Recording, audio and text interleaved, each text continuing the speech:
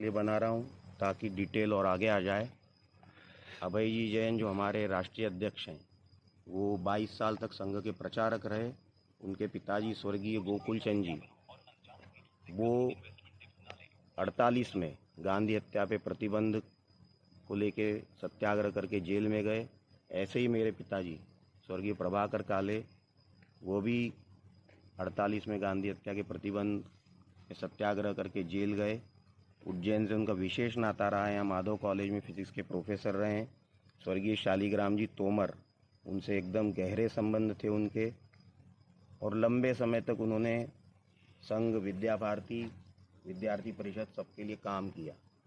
इन्हीं हमारे घर के वातावरणों को लेकर के हम लोग प्रचारक निकले और लंबे समय तक प्रचारक भी रहे। अभी जो भी हमारे सार्वजनिक जीवन के अनुभव रहे, उनको लेकर के हमने 1.5 वर्ष पहले जनहित पार्टी बनाई, और यही जनहित पार्टी अभी 4 महीने का बांग्लादेशी घुसपैठिया भगाओ देश बचाओ अभियान चला रही है।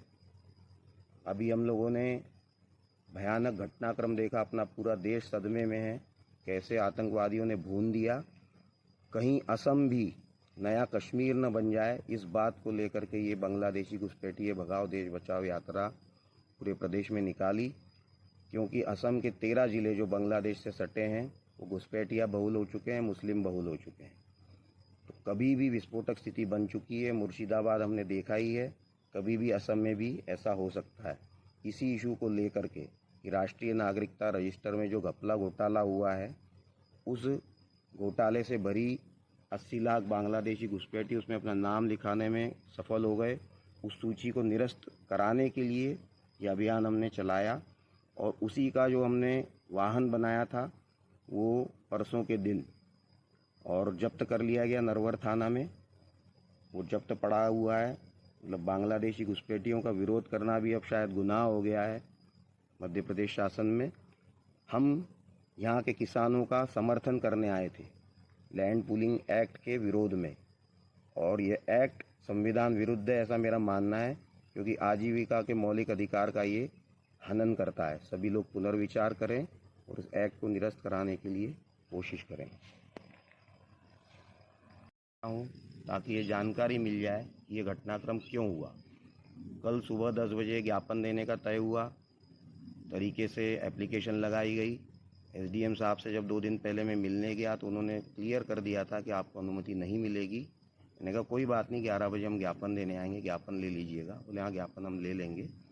जब आज रात को ये ग्रुप पे डाला कि धरना एवं ज्ञापन, तुरंत सबके फ़ोन आए। तो धरने की तो अनुमति नहीं थी, तो हमें भी मालूम था कि मिलेगी नहीं। और जब फ़ोन पे वर्बली बात हुई तो क्लियर कर दिया था कि हम इकट्ठा होंगे और 300 मीटर दूर जो आपका जिलाधीश कार्यालय वहाँ ज्ञापन देने आएंगे। ज्ञापन सिंपल एक बात के लिए था कि लैंड पूलिंग एक्ट उसको वापस लिया जाए, और न जाने क्यों सरकार इतनी एडामेंट है कि इसको वो लाना ही चाहती है, जबकि यह पूरा का पूरा एक्ट सिंहस्थ के क्षेत्र में आने वाले 17 ग्रामों को परेशान किए हुए है, और वैसे तो परेशानी पूरे प्रदेश में ही आने वाली है। कैसे किसी की आजीविका को समाप्त किया जा सकता है और बिना मुआवजे के, बिना सहमति के आप ज़मीन ले सकते हैं। मेरे हिसाब से तो ये संविधान विरुद्ध है और मेरी आजीविका के अधिकार को खंडित करता है। कृपया सभी लोग संज्ञान लें और इस एक्ट को निरस्त कराने के लिए पुरजोर प्रयास करें। धन्यवाद। सुबह के 3:15 साढ़े 3 बजने वाले हैं, और अभय जी जैन जो हमारे जनहित पार्टी के राष्ट्रीय अध्यक्ष हैं, उनको गिरफ्तार कर लिया गया है। हम लोगों ने मोबाइल स्विच ऑफ कर लिए थे। इसका कारण ये था कि मोहनखेड़ा में हम जिस जगह रुके थे वहाँ विवाह समारोह था, वहाँ पुलिस पहुँच गई थी। उन लोगों ने आग्रह किया कि आप लोग मोबाइल बंद कर लीजिए, शादी के समय में ऐसा व्यवधान ना आने पाए। ये सोच करके हम लोगों ने मोबाइल बंद कर लिए और वो जगह छोड़ दी, और फिर अभय जी को गिरफ्तार कर लिया गया।